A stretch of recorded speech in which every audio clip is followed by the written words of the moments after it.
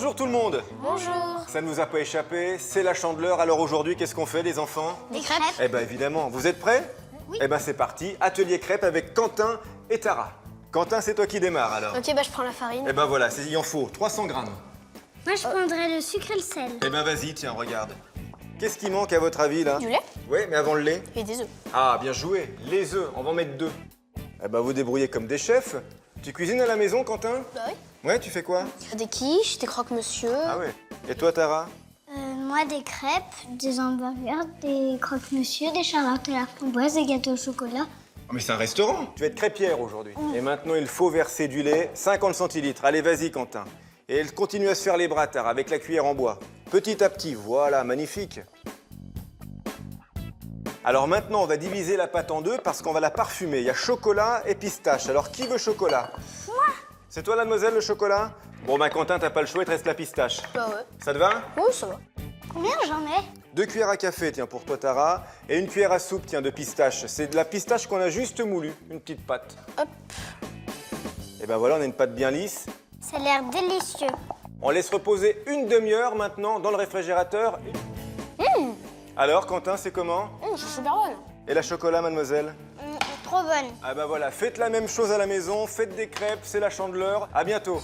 Bonjour les amis, soyez les bienvenus. Vous le savez, depuis lundi, nous fêtons les 10 ans de Petits Plats en équilibre. Et chaque jour, je vous fais une de vos recettes préférées, celle que vous avez le plus regardée sur MyTF1. Et aujourd'hui, c'est un dessert qui fait l'unanimité, c'est le fondant au chocolat. Un bon chocolat noir, 52% de cacao, que je fais fondre au bain-marie. Le bain-marie, il n'y a rien de tel de toute façon pour éviter au chocolat de brûler. C'est très fragile comme ingrédient. Et voici l'autre ingrédient qui fait le succès de cette recette, c'est le beurre. Et regardez, on ne lésine pas sur la quantité, on y va, c'est pour ça qu'on aime ça. Le chocolat et le beurre viennent de faire connaissance. Regardez-moi cette belle brillance. Alors il y a quelques années, quand j'ai fait ce dessert, j'avais mis 200 grammes de sucre. Aujourd'hui, on en met beaucoup moins du sucre et c'est tant mieux. 150 grammes de sucre de canne non raffiné. Et pour rester dans la gourmandise et puis pour que le chocolat ne fiche pas, j'ajoute 5 œufs, un par un. Et pour terminer, 1 cuillère à soupe de farine, c'est tout. Je verse aussitôt dans un moule beurré et fariné. Et pour avoir un petit côté marbré, 10 carrés de chocolat blanc que je dépose à la surface. Pour que le fondant porte bien son nom, un four pas trop chaud, 170 degrés pendant 25 minutes. Un grand merci à vous pour votre fidélité pendant ces 10 ans. Un grand merci à la fine équipe des Petits Plats pour ces belles émissions. Ils sont choristes en plus. Joyeux anniversaire! Joyeux anniversaire! Bonjour tout le monde, vous l'avez compris, ce sont les 12 ans de Petits Plats en équilibre. Alors au passage, un grand merci pour votre fidélité. Et je me suis renseigné sur vos goûts et je sais que parmi vos gâteaux préférés, il y a le gâteau au chocolat. Alors on va en faire un immédiatement que vous pourrez refaire dès aujourd'hui. En pâtisserie, on a toujours besoin d'œufs. Eh bien en voici, il y en aura 5. 120 grammes de sucre cassonade et je fais blanchir tout ça. Ça veut dire qu'il faut que ça éclaircisse et que ça prenne du volume. Et voilà celui qui nous rend dingue, c'est le chocolat. Je le concasse et je le fais fondre avec du beurre au bain-marie. 200 grammes de chocolat et 150 grammes de beurre. Quand le chocolat est fondu, je l'ajoute à mes œufs blanchis et un petit peu de fécule de pomme de terre pour que ça épaississe. Un petit coup de fouet pour que ce soit homogène. Et ben voilà, ça sent bon le gâteau au chocolat tout ça. Bon, en même temps, je me dis que ça pourrait être un peu plus festif quand même. Moi j'ai une idée. Bah t'es qui toi? Je m'appelle Sofia et j'ai 12 ans et j'adore les gâteaux. 12 ans, l'âge de Petit Plan en équilibre? Oui. Ah bah je t'écoute, alors vas-y, c'est quoi la solution? Ça me manque un peu de couleur, je pense qu'on pourrait rajouter des bonbons. Pas bête? Bah allez, vas-y, je te regarde faire, Sophia. Eh ben merci, Sophia. De rien, c'est cadeau. Allez au four, 25 minutes à 170 degrés. T'as vu, ma touche perso, c'est de rajouter un petit peu de crème fouettée. La mienne, c'est de rajouter des bonbons par-dessus. Mais t'as bien fait de venir, dis donc, hein. Magnifique, merci d'être venue, Sophia. Joyeux anniversaire. Et joyeux anniversaire à vous, merci pour votre fidélité. On goûte pas? Ah bah si, on goûte, t'inquiète, mais juste après le générique. Bonjour tout le monde, ça y est, c'est aujourd'hui que nous fêtons les 9 ans de Petits Plats en équilibre. Alors pour vous remercier de votre fidélité, vous le savez, pendant une semaine, je vais réaliser des recettes que vous m'avez suggérées. Et on va commencer par une recette soufflée par Mélodie qui habite dans l'Hérault, la mousse au chocolat. Ça commence par une belle tablette de chocolat noir que je hache, 250 grammes pour être précis. Et pour être sûr qu'il fonde bien, sans brûler, rien de tel que le bain-marie. Et comme c'est un dessert 100% plaisir, il n'y a pas de mal à se faire du bien avec une belle noix de beurre, 20 grammes. Pendant ce temps-là, je clarifie les œufs, les blancs d'un côté et les jaunes de l'autre. En tout, ça nous fait 4 œufs et je blanchis les jaunes avec un peu de sucre. Le chocolat et le beurre sont fondus, légèrement refroidis, mais même pour éviter que ça coagule. Je les ajoute à mon mélange. Et maintenant, je monte les blancs. Ça marche aussi au robot, je vous rassure.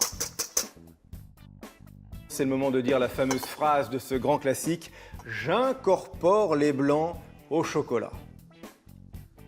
Regardez comme elle est belle, on en mangerait. Alors en version familiale, dans un saladier ou dans des verres façon individuelle, ça c'est vous qui voyez. En tout cas, il faut qu'elle prenne minimum 2 heures dans le réfrigérateur. Et quand la mousse est prise, eh bien voilà, il n'y a plus qu'à. C'est pour vous, Mélodie, et pour tous ceux qui aiment le chocolat.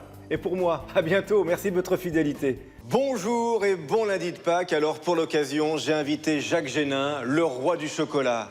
Mais oui, c'est lui, chocolatier parisien. Alors attention, il aime bien nous surprendre avec le chocolat. Qu'est-ce que tu vas nous faire comme dessert? Une mousse au chocolat blanc. Mais c'est pas du chocolat, le chocolat blanc? Non, c'est pas du chocolat. Mais c'est du beurre de cacao, du sucre, de la vanille et du lait en poudre. Montre-nous. La première chose, la crème, 150 grammes. On la met à chauffer. Le chocolat blanc, même quantité. Magnifique. Oh, il est beau celui-là. Pas trop sucré en plus. Pas du tout. Pour que la mousse prenne bien, les 2 feuilles de gélatine, à pas oublier. 2 feuilles de gélatine que tu fais fondre dans la crème. Dans la crème, malin. La gélatine mise, on remet juste la casserole sur le feu. Pendant que ça chauffe, là, Ouais. on va directement monter 300 grammes de crème. Oh, elle me plaît cette recette. C'est simple ça, hein? On ne peut plus simple. Allez, on verse ça directement. Et on fait fondre le chocolat blanc avec la crème bien chaude. Oh, c'est bon ça, on dirait du lait concentré. Un vrai goût de lait. La crème est bien montée, Jacques Génin? Elle est bien montée. Eh ben, mélangeons. On commence par mettre de la crème petit à petit et ensuite on incorpore le reste. Et alors là, un peu d'acidité avec du citron vert. Citron, gingembre, romarin, thym. Vous pouvez la parfumer comme vous le voulez. Parole de Jacques Génin.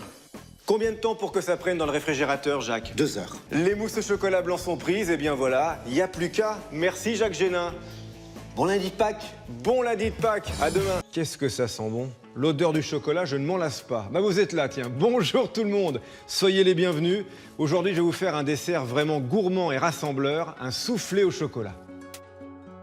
Dans cette recette, il me faut pas mal d'œufs, les blancs d'un côté et les jaunes de l'autre. Et le petit truc, c'est qu'il y aura plus de blancs, 6 en tout, que de jaunes, 4. C'est pour avoir le côté bien aérien de mon soufflé.